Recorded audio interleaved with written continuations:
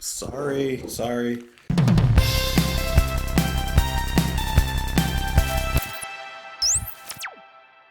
What's up, guys? Welcome back to Just JP. My name is Justin, and today we're listening to the Liquid Tension Experiment. This is the song Acid Rain. This is from Liquid Tension Experiment's second album, Liquid Tension Experiment 2.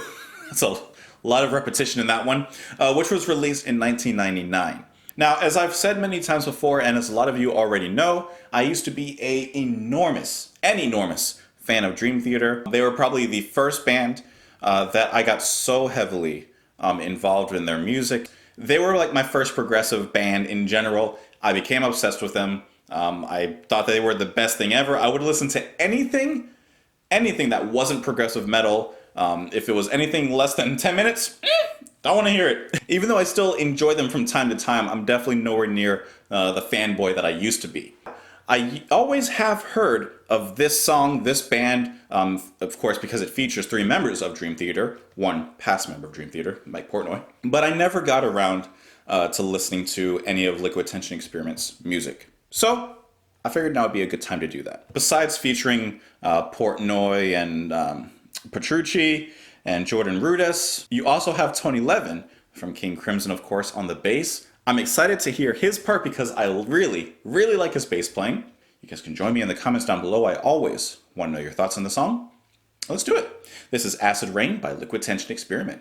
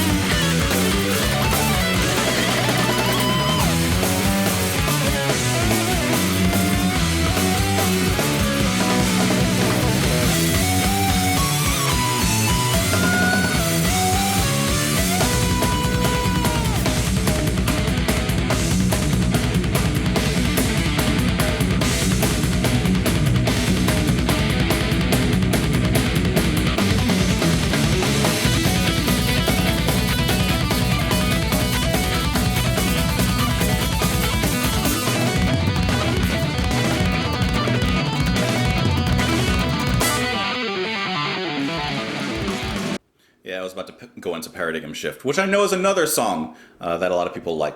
Maybe we'll talk about that later. We'll see.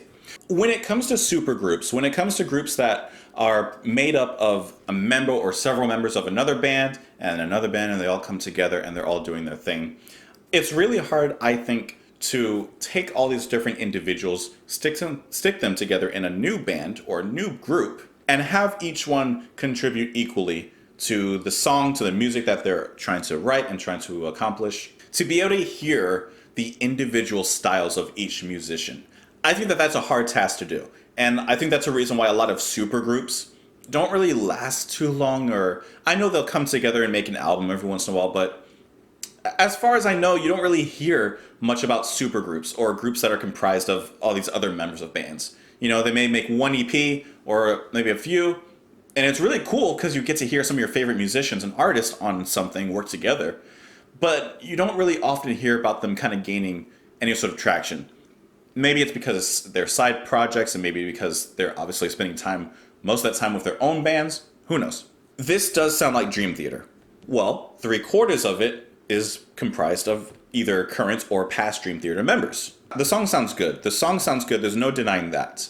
There is never any denying the technical ability of any of these members. There's never a doubt about that.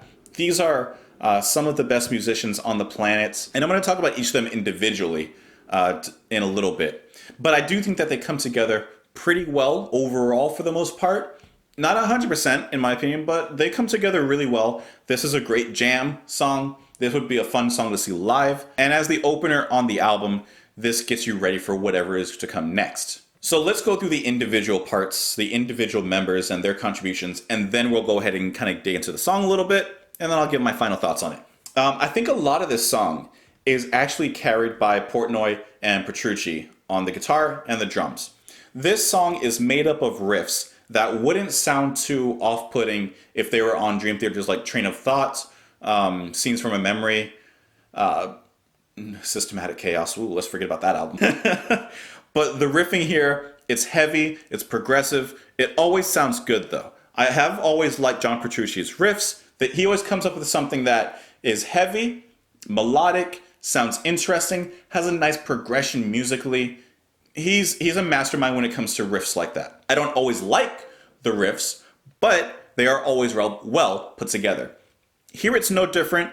All of them that come in, they really sound good and they really carry the song and carry the forward momentum of it. I really like the part in the middle where there's more of a bass solo and bass build up, and then he comes in with a solo as well. That part sounds really good.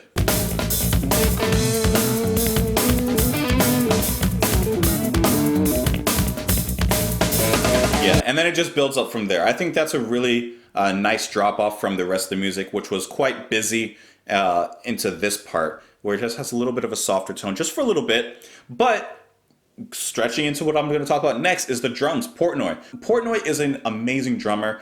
Technically, yes. But I really respect Portnoy as a drummer because for this type of music, he does play very proficient. He plays very technical. But I never feel like he's playing like a robot. Do you know what I mean? Like, his playing always sounds like there's feeling and emotion behind it for all the technicality that's put into his music. I kind of stopped listening to the band and a lot of their music after Portnoy left. Not because of Portnoy, that's just where I was, moving to and progressing myself musically and listening to other things.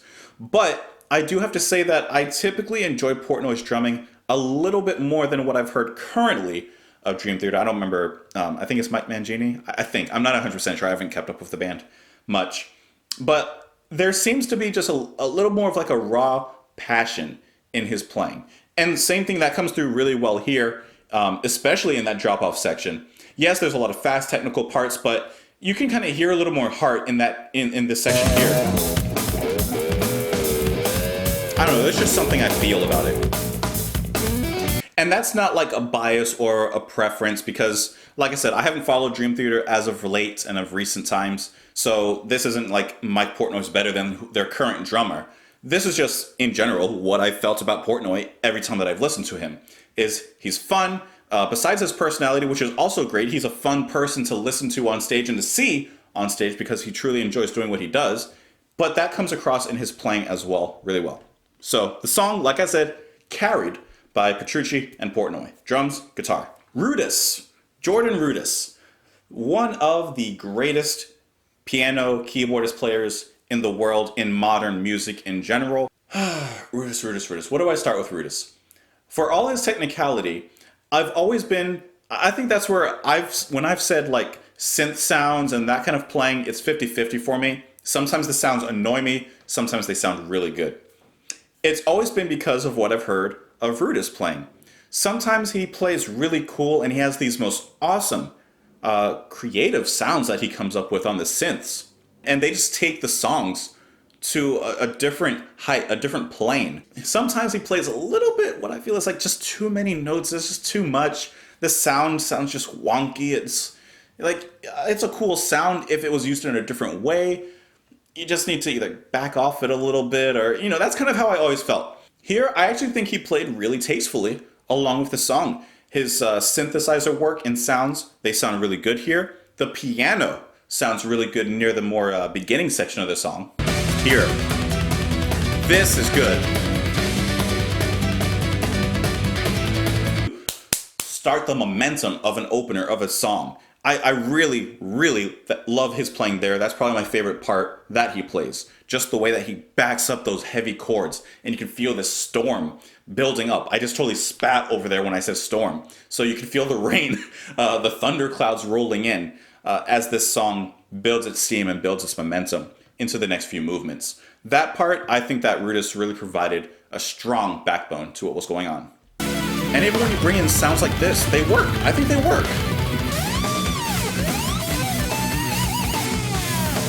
Here?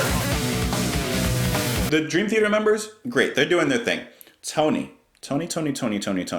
Now you guys already know that I do have a bias towards bass. I love bass, I want to hear more bass, I'm all about that bass. I can hear Tony's playing in here. I can hear Tony playing. I can hear what he's doing.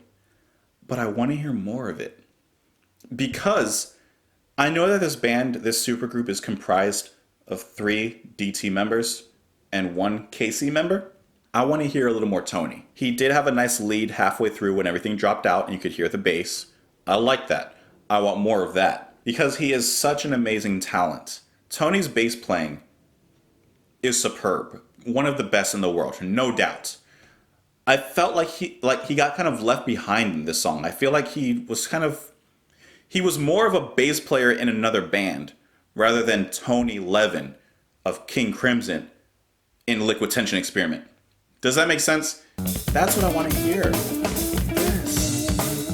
Like behind the music, there's a lot of great bass lines, but I just feel like everything else is kind of on top of that bass line. And I know, well, bass is, the rhythm of the music and the drums, and then you put on the guitar, and then you put on vocals and keyboard. Okay, that's cool. I know that bass is typically like the backbone, along with drums in music. But when you have a bass player like this, he needs to be up front a little more. I need to hear him. I don't like when any instrument is just doubling the other instruments in a solo or in a lead or whatever. So I don't like when the bass and the guitar just like do the same notes and they're just playing together with each other.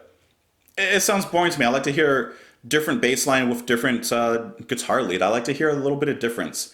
Or when the keyboard and piano is just matching the same notes as the guitar and they're playing together. I don't like doubling. I've never really been a huge fan of doubling. Anyway, so overall, here's where I'm kind of left with this song. I think it sounds cool.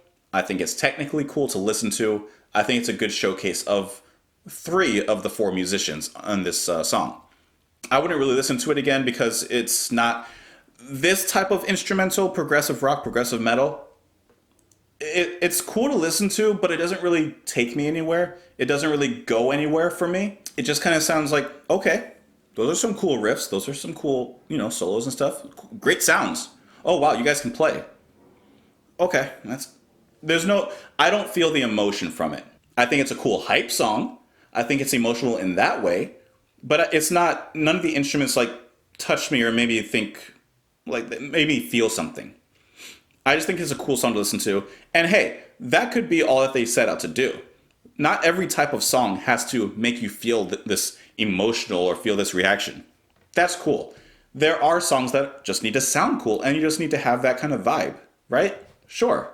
I don't listen to techno music to look into myself and think about life. I don't listen to ambient music or Brian Eno for a party. But regardless, for this type of music or for this song, it just doesn't fit anywhere where I would listen to it really. Anyways, I want to know what you guys thought of the song. You can join me on Twitter. You can join me in the comments down below. Let me know what your favorite supergroups are. Are there any supergroups that I should be looking into a little more? Are there more songs from Liquid Tension Experiment that I might enjoy more? There probably is. I don't know. Let me know. Thank you guys so much for watching. I hope that you're having the best day of your life. If you're not, there's always tomorrow, and I will see you later. Bye.